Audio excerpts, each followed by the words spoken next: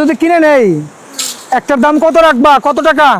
50 টাকা। এই মুহূর্তে আমি ঠিক যাচ্ছি হচ্ছে পাটুয়া টেক, আর আমি এখন মেরিন ড্রাইভ রোড ধরে যাচ্ছি হচ্ছে আপনার ইনানির পথে, এবং ইনানির পরে যাব হচ্ছে আপনার পাটুয়া টেক। অর্থাৎ এক পাশে হচ্ছে আপনার বঙ্গোপসাগর, আরেক পাশে হচ্ছে পাহাড়। পাটুয়া টেক যে এত আপনার ভয়ঙ্কর, সেটা আপনি এখানে না আসলে বুঝতে পারবেন না যে পাটুয়া টেকের ভয়ঙ্করতা। এই মুহূর্তে আমি আছি হচ্ছে আপনার টপ একটি জায়গা, তো আমার জন্য খুবই চ্যালেঞ্জিং এবং ভয়ঙ্কর। গাইস, এই মুহূর্তে আমি আছি ঠিক হচ্ছে পাটুয়া টেক, অর্থাৎ পাটুয়া টেকের যে আপনার সৌন্দর্য, সেই সৌন্দর্যটি আজকে আমরা এখানে এক্সপ্লেন করব, এবং পাটুয়া টেকের যে আপনার পাথর রয়েছে, পাথর সম্পর্কে আপনাদেরকে বিস্তারিত তথ্য জানাবো। তো চলুন আমরা এখন চলে যাব হচ্ছে একটু সামনের দিকে। এই যে পাথরগুলো দেখতে পাচ্ছেন, বিশাল আকৃতির যে বড় বড় পাথরগুলা, এই পাথরগুলা কিন্তু আপনার ওই যে আপনার বীজ পর্যন্ত, একবার ভিতর পর্যন্ত আপনার দেখা যায়। কিন্তু এই মুহূর্তে জোয়ার চলার কারণে কিন্তু আসলেই দেখতে পাচ্ছি না। আমি যে টাইমটাতে আসছি এটা হচ্ছে আপনার ঠিক দুপুর টাইম, আর আপনারা এই দুপুর টাইমে এখানে আসার থেকে একটু বিরত থাকবেন। তুমি কি করো এখানে? হ্যাঁ, এগুলো শামুক বিক্রি করো? এগুলো কত করে? 50 টাকা। এগুলোতে কি করে? এগুলোতে কি বানায়, কি তৈরি করে, কি করে? মালা, মালা তৈরি করে। আচ্ছা, এখানে এখানে তোমার এই যে পাথরগুলা কখন ভাসে, কখন দেখা যায়?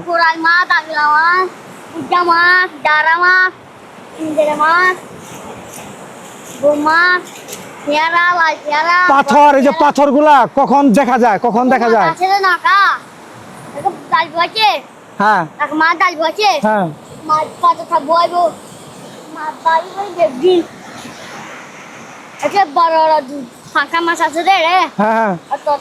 মাছ, বড় বড় মাছ থাকে এখানে, বড় বড় মাছ থাকে।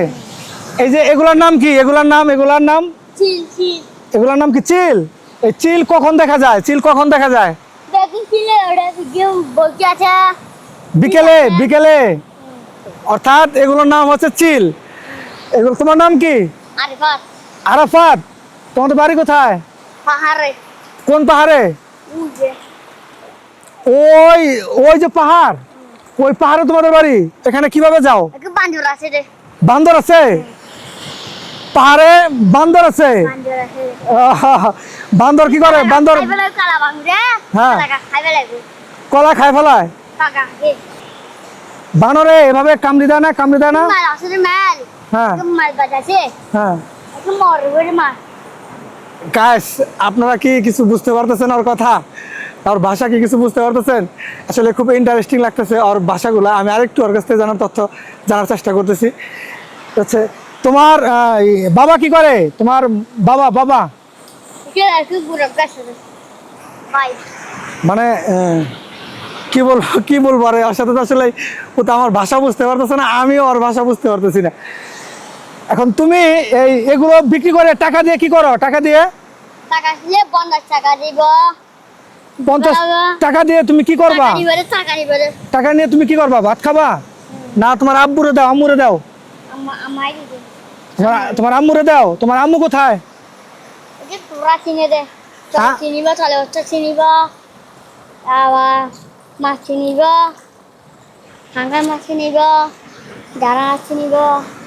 অর্থাৎ গাইস, ও বলতেছে যে এই টাকা দিয়ে চাউল কিনবে, পাঙ্কাশ মাছ কিনবে, কাঁচা বাজার কিনবে, সেগুলো বলতেছে। আসলে কিন্তু খুবই মর্মান্তিক একটা বিষয়। এইরকম আসলে ছোট্ট একটি আপনার বাচ্চা, আসলে ও এই শামুক বিক্রি করে টাকা নিয়ে তারপরে দেখা গেছে যে ওর বাড়িতে এই চাউল কিনবে, কাঁচা বাজার কিনবে, তরকারি কিনবে। সেটা কিন্তু এক ধরনের মর্মান্তিক একটা বিষয়। তো আমি তোমার কাছ থেকে এগুলা যদি কিনে নেই একটার দাম কত রাখবা, কত টাকা? 50 টাকা। 50 টাকা। ও আচ্ছা। আসলে আমার অনেক খারাপ লাগতেছে, কারণ ওর তুমি কি স্কুলে যাও না? স্কুলে যাও না? স্কুলে যাও, লেখাপড়া করো? আমাদেরকে একটা কবিতা বলো তো। কবিতা? ওই নৌকার কবিতা বলো।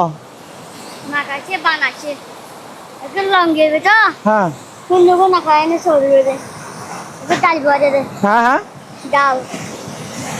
এখানে এখানে তোমার বাবা কি করে? তোমার আব্বু?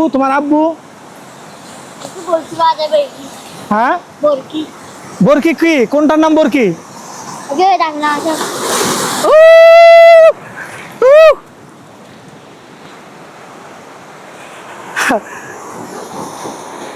এই মুহূর্তে কিন্তু আসলে জ্বর চলতেছে, তো আসলে ওর জন্য আমার খুব কষ্ট লাগছে।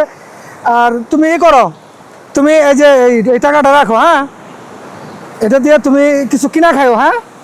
তোমার যদি কি খাইতে মন চায়, ওকে হ্যাঁ, কি খাবা, হ্যাঁ, কি খাবা, এটা আবার কি, ওকে ওকে পাওয়ার পাওয়ার, পাওয়ার এটার নাম, ও আচ্ছা, 20 টাকা 20 টাকা। ও আসলে এই বিষয় হচ্ছে যে আমি ওর ভাষা বুঝতে পারি না, ওর কথা বুঝতে পারি না, ও আমার আমার কথা বুঝতে পারে না। সমস্যা না, এটা নিবে, দোকানদার নিবে, চলবে, যাও, হ্যাঁ, ওকে। আসলে ওর সাথে আমার কথা বলে অনেক ভালো লাগছে, অনেক ইন্টারেস্টিং লাগছে, কারণ ওই হচ্ছে এই আসলে যতটুকু আমি ওর সাথে কথা বলে ওর ভাষা বুঝতে পারছি, সেটা হচ্ছে এই ও এই শামুক বিক্রি করে, এবং শামুক বিক্রি করে সেই টাকা দিয়ে দেখেছে যে ও চাউল কিনবে, আর মা আর যে বাসার যে মা আছে, আম্মু আছে, তাকে দিবে, সে চাউল কিনবে এবং আপনার কাঁচা বাজার করবে, এগুলাই ও আসলে আমাকে, আমার যতটুকুর কথা আমি বুঝতে পারলাম। ও এটা কিন্তু এক ধরনের বিপজ্জনক কিন্তু জায়গা, আপনারা কিন্তু এখানে খুবই সাবধানে চলাফেরা করবেন। আমার যতগুলো আসলে এই জায়গা এক্সপ্লেন করেছি, তার মধ্যে কিন্তু আমার কাছে সব থেকে বিপজ্জনক এবং ডেঞ্জারাস জায়গা মনে হচ্ছে এই পাটুয়া টেক। কেননা এখানে পাথরের উপর দিয়ে হাঁটাটাও একটা চ্যালেঞ্জিং বিষয়, আর হচ্ছে আপনার এখানকার সাগরের যে গর্জন, সেটা তো আসলেই আপনার অভাবনীয়। একটু ভুলবশত দেখা গেছে যে আপনি যদি একটু ভুল করেন, সেক্ষেত্রে কিন্তু এই পাথরের উপর থেকে আপনার পড়ে যাওয়ার একটা সম্ভাবনা থাকতে পারে। তো গায়েস দেখেন কি পরিমাণ প্রচণ্ড ঢেউ এবং প্রচণ্ড পরিমাণের জোয়ার চলতেছে। তবে আমি এখন আপনার ওই যে দেখতে পাচ্ছেন মাথাটা, একদম লাস্টের যে মাথা, আপনার পাথরের মাথাটা, সেই মাথাটার ভিতরে যাব এবং সেখানে যাওয়ার চেষ্টা করবো, যে দেখি আমি যেতে পারি কিনা। এই ভয়ঙ্কর স্রোতের ভিতরেও আসলে আমি সেখানে যেতে পারি কিনা, সেটাই হচ্ছে এখন বড় চ্যালেঞ্জ। অনেকটা ভিজে গেছি, তারপর আমি ট্রাই করব ওখানে যাওয়ার জন্য, এবং আমি ওখানে যাব ইনশাল্লাহ। তো চলুন, এখন যেহেতু পানি কম আছে, ও এবং এই পানি কমের সময়ই ওখানটাতে যেতে হয়, কিন্তু বিষয় হচ্ছে যে এখানে আমি তো যাওয়ার মতো কোনো পাথর কিংবা স্পেস দেখতে পাচ্ছি না, যে স্পেসটার মাধ্যমে আমি ওখানে যেতে পারবো।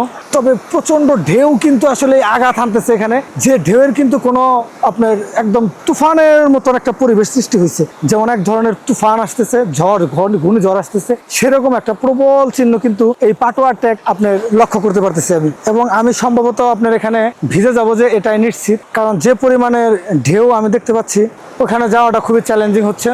তবে আমার একটু ট্রাই করে দেখি যে আসলে সেখানে যাওয়াটা সম্ভব কিনা। একটু অসাবধানতা অবলম্বন করলে আপনি কিন্তু এখানে নিশ্চিত আপনার ঝামেলার সম্মুখীন হয়ে যাবেন, এখানে কোনো রকমের ভুল নেই। ওই যে দেখতে পাচ্ছেন আপনার ওই যে পাথরটি, আসলে এখন প্রচন্ড রকমের জোয়ার হচ্ছে, আর সেই জোয়ারের কারণে কিন্তু পানির উত্তাল পরিস্থিতির কারণে কিন্তু আমি বাধাগ্রস্ত হচ্ছি, কোনোভাবেই আসলে সামনে এগোনোর মতো পরিস্থিতি আমি দেখতে পাচ্ছি না। এখানে কিন্তু গায়েস প্রত্যেকটা মুহূর্তে কিন্তু আপনাকে খুব সাবধানতা অবলম্বন করতে হবে। আমি আসলে অনেক আপনার ভুলবশত অনেক কিছু করে ফেলছি, যেগুলো আসলে আমি চাই না যে আপনারা এই সেম ভুলগুলো করে থাকেন। আমি কিন্তু এই মুহূর্তে আমার যে ক্যামেরা, সেই ক্যামেরা প্লাস আমি নিজে দুটো কিন্তু আসলে একসাথে সামলানো আমার খুবই সমস্যা হচ্ছে।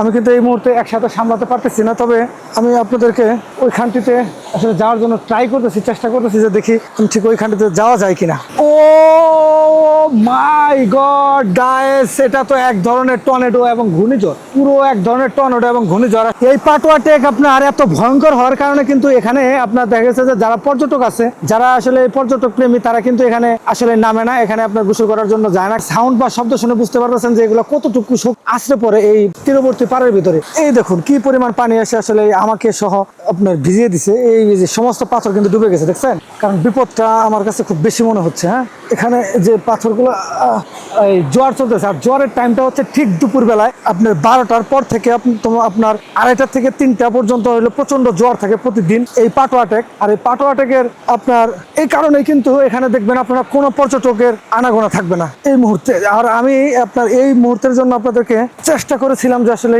সর্বোচ্চ পরিমাণের আপনাদেরকে একটা গুড স্পেস দেখাবো। তো আমি এখন আছি হচ্ছে আপনার টপ একটি জায়গাতে, আপনাদেরকে একটু দেখাই। একদম মাঝ বরাবর আছি, আর এই মাঝ বরাবরটা কিন্তু আমার জন্য খুবই চ্যালেঞ্জিং এবং ভয়ঙ্কর। এই চ্যালেঞ্জটি নেওয়ার আগে কিন্তু আপনারা চেষ্টা করবেন যে আপনাদের যথেষ্ট পরিমাণের সেফটি রাখার জন্য। আর এটি কিন্তু আপনাদেরকে ফোন এবং আপনাদের যে গ্যাজেটগুলো আছে সেগুলো কিন্তু আপনাদেরকে সেফটি রাখতে হবে। তো আমি এই মুহূর্তে আসলে গায়েস আর বড় রকমের রিস্কের দিকে যাচ্ছি না, রিস্ক নিতে চাচ্ছি না। তো আমি এখন আপনার চলে যাচ্ছি হচ্ছে এই পাটোয়া টেক থেকে। এই যে বিশাল আকৃতির পাথরগুলো আপনারা দেখতে পাচ্ছেন, এই পাথরগুলো কিন্তু আপনার সাবধানতার সাথে কিন্তু আপনাকে পাও ফেলতে হবে। তো গাইস আমি এখন চলে যাব হচ্ছে এই পাটোয়া টেক থেকে, কারণ পাটোয়া টেক সম্পর্কে আমার যে ধারণা, যে এক্সপিরিয়েন্স, সেটা আমি পেয়ে গেছি। আজকে আমি যে এক্সপ্লেন করলাম সেই পাটোয়া টেকের এক্সপ্লেন সম্পর্কে আপনাদেরকে সংক্ষিপ্ত পরিমাণে দু একটি কথা বলি। সেটা হচ্ছে এই পাটোয়া টেক হচ্ছে একটি মর্মান্তিক এবং মৃত্যু নগরী। এখানে যদি আপনি কোনো রকমের ভুল করেন, যেমন হচ্ছে আপনার জোয়ারের সময়, আর এই জোয়ারের টাইমটা হচ্ছে আপনার ঠিক আপনার 12টা থেকে বিকাল আপনার 3টা থেকে 4টা পর্যন্ত এই জোয়ারটা থাকে। আর এই জোয়ারের সময় যদি আপনারা এখানে এক্সপ্লেন করতে আসেন কিংবা এখানে আপনারা ঘুরতে আসেন, সেক্ষেত্রে কিন্তু আপনাদের খুবই সতর্কতা অবলম্বন করতে হবে। কারণ হচ্ছে আমার সাথে অলরেডি আমি মোটামুটি রিক্সের মধ্যে চলে গেছিলাম।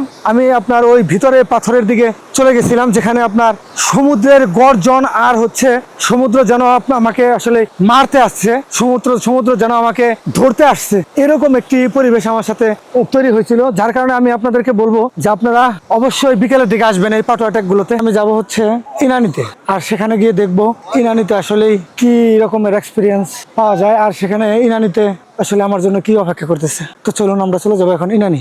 আপনি যদি এই পাটোয়া টেক আসতে চান, প্রথমে আপনাকে কক্সবাজার কলাতলী মোড় থেকে ছোট মিনিবাস কিংবা সিএনজি বা অটো রিক্সা রিজার্ভ বা locally Cox's Bazar marine drive road ধরে চলে আসতে হবে আপনাকে এই পাটোয়া টেক।